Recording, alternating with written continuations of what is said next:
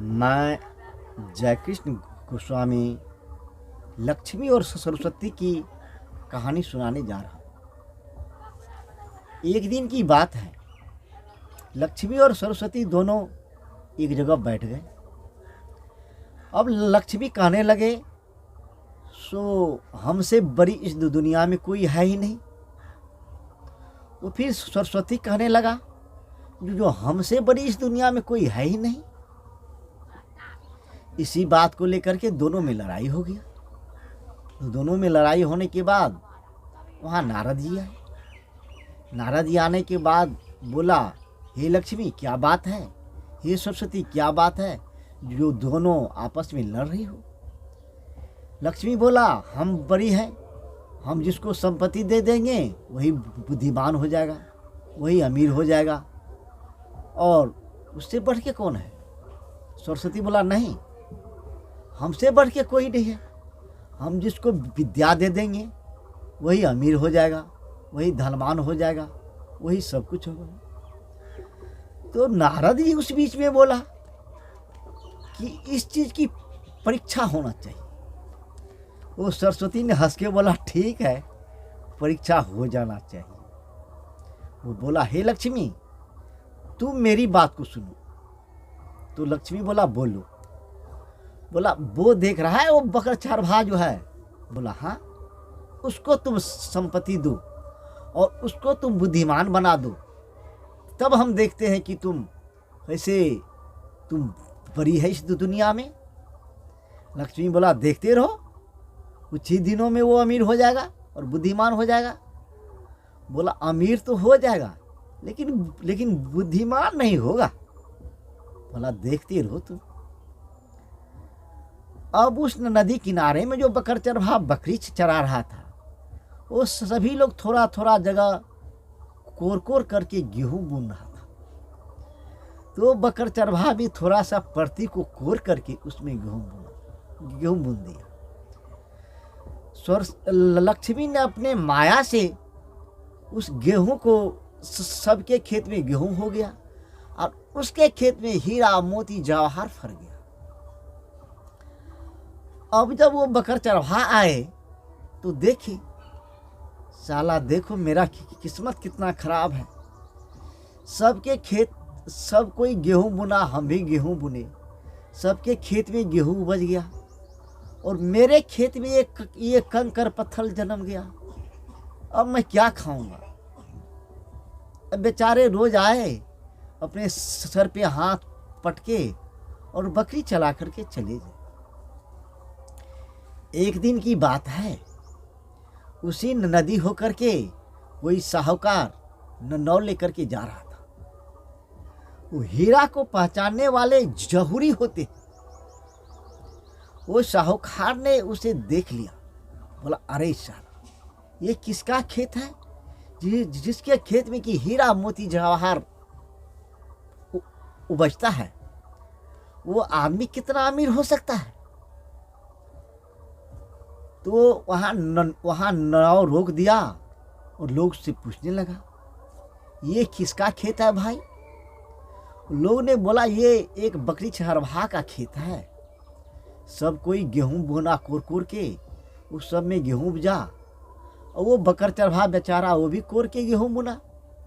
उस सबके खेत में गेहूं उपजा और उसके खेत में कंकर पत्थर उपजा। बेचारे रोज आता है, सर पटक करके चला जाता है। तो साहूकार ने बोला, बुलाओ उस लड़के को। उस लड़के को बुलाया और बुलाने के बाद बोला, ए लड़का, तूने हमसे 100 रुपया ले लो और ये सारा कंकर पत्थर मुझे दे दो। और बकरी चरवाहा बहुत खुशी से बोला, दे दो 100 रुपये और ये ले जाओ। 100 रुपये साहूकार ने दे दिया।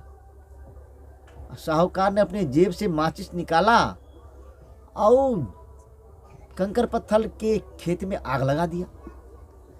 सारा जल गया और वो कंकर पत्थर गिर गया। राख सहित समेट करके बोरी में भर लिया और लेकर के चल दिया। चलने के बाद सोचा, ये लड़का कितना भाग्यशाली है जिसके खेत में हीरा मोती जवाहर बहता है। इसको पकड़ के ले चलते हैं और अपने बेटी से इसका शादी कर देंगे, मेरा बेटी सदा सुखी रहेगा। बकर चरवाहा को बुलाया और उसी नाव पे बिठा लिया, लेके चल दिया। जाते जाते जाते जाते जब शाहूकार अपने घर को पहुंचा तो सारा हीरा जवाहर मोती अपने घर में रखा और इस लड़के को अपने यहाँ ले गया। सुंदर सुंदर भोजन करवाया, सुंदर कपड़ा दिया, पहनाया, 2-4 रोज खिलाया। कुछ दिन के बाद अपने घरवाली से बोला, देखो इसके खेत में हीरा मोती जवाहर उपजता है, ये बहुत अमीर लड़का, बहुत भाग्यशाली है, इससे अपनी बच्ची की शादी कर देना उचित है। तो साहूकार की बीवी ने बोला, ठीक है, ये तो बहुत अच्छी बात है, हमारी बेटी बहुत अमीर होगी और ऐसा आराम से जिएगी, तो इसमें क्या आपत्ति की बात है। साहूकार ने बड़े धूमधाम से अपनी बेटी की शादी बकर चरवाहा के साथ कर दिया। अब जब साहूकार की बेटी सुहाग घर में गया तो बकर चरवाहा गया। अब बकर चरवाहा को पैखाना लग गया, तो बार बार उस लड़की से बोले कि मुझे बाहर जाना है, मुझे पैखाना लग गया है। तो बकर चरवाहा को पैखाने वाले रूम दिखा दिया। बकर चरवाहा वहाँ गया और लोटे का पानी वहाँ पलट दिया और वहाँ प्रणाम करके वापस आ गया। फिर कुछ देर के बाद बकर चरवाहा बोला, मुझे पैखाना लगा है। वो साहूकार की लड़की बोला, जाओ पैखाना करो। बोला, मुझे पानी नहीं दिखा है। फिर 1 लोटा पानी लाके दिया और उस मतलब पैखाना घर उसे दिखा दिया। फिर वहाँ गया, वो बकर चरवाहा पानी हरा करके वहाँ प्रणाम करके आ गया। साहूकार की लड़की ने सोचा, ये तो महामूर्ख है, मेरा बाप मेरे साथ कितना बड़ा धोखा किया जो ये महामूर्ख से मेरा शादी कर दिया, ये अच्छा बात नहीं है। रात भर तो किसी प्रकार बकर चरवाहा के साथ रहा। सुबह होते ही उस साहूकार की लड़की बोला, ये पिताजी, मैंने आपका क्या बिगाड़ा जो एक मूर्ख अनपढ़ गंवार जाहिल से मेरा शादी कर दिए, अब मेरा क्या होगा। साहूकार ने बोला, क्या होगा, कुछ नहीं, इसे मैंने फांसी दिलवा देता हूँ, मैं तेरा दूसरा शादी कर दूंगा। साहूकार ने उसे फांसी दिलवा दी। फांसी दिलवाने के बाद उसे जल्लाद ने लेकर के चल दिया।